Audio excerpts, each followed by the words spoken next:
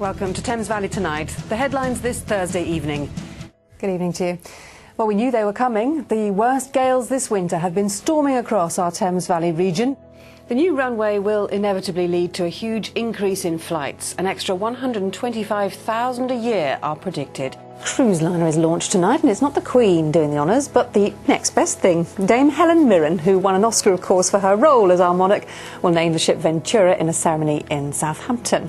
Mary Ann pleaded for her life, but she suffered 40 stab wounds, including one to her neck, thought to be the fatal blow. Terminal 5 is open, but there are big problems here this evening. The Queen will be arriving here in about 15 minutes' time, and then almost immediately after there's due to be a fly-past of 4 Harrier jets. Now, you may remember a few months ago, Wes and I were trying to do our bit to make a difference to climate change. So I asked the experts to help me find ways to stop wasting energy in my own home.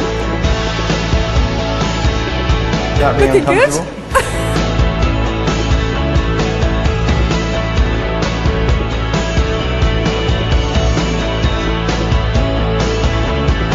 This is the point where I should say it was fantastic. Hello and a very warm welcome from us all here at Royal Ascot. I'm here for the first night of the 5-night Henley Festival. We've been here all day watching the preparations for this festival. Well, I'm here at the Madejski Stadium, and the next time I'll be here will probably be in 7.5 weeks' time, when I'll be coming through that entrance there and finishing the Reading Half Marathon, hopefully in a halfway decent time, fingers crossed. Here we go.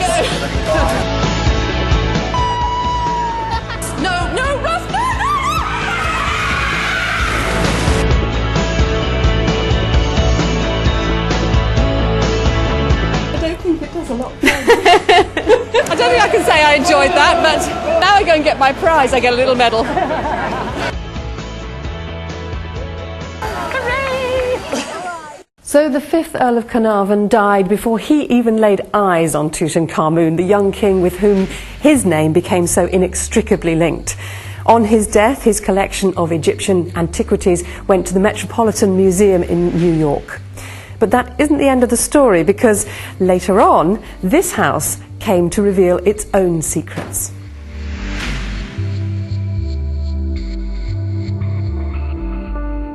Right along this coast, it's clear to see why everything was so badly affected. The sea's just 50 metres away, and when these waves hit, not the big tsunami waves that we heard of in Thailand and other parts of Indonesia, but these were sort of 10, 15 feet, and they just kept on coming, battering this coast. You can see they swept right through all the buildings on here. There's left nothing but rubble here, right across here, through the buildings on the other side of this road, and inland for about 500 metres, taking with it everything in its path.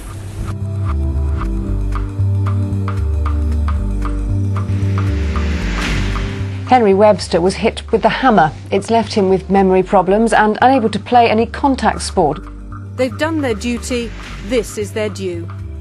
A lot has been said recently about the pressure being put on British forces. Certainly yesterday a report came out for the MPs criticising the stress levels put on the services and the rest time that they're given. So this is the kind of thing you have to do day to day, and I'm not really doing a terribly good job, obviously. But so this is day to day, but this is competition standard. How many hours to get something as shiny as that? The good news is you won! Here is the cheque.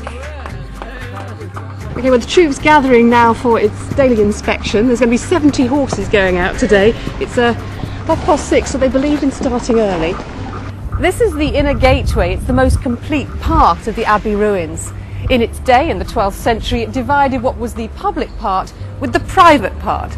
Through here is where the abbot and his monks lived, and only their very special invited guests were able to come through here, including at the time, of course, the king and the very special pilgrims who came from all over the world. And then when you came through this gateway... Something strong! It was a really wonderful experience. Yeah, I would recommend it.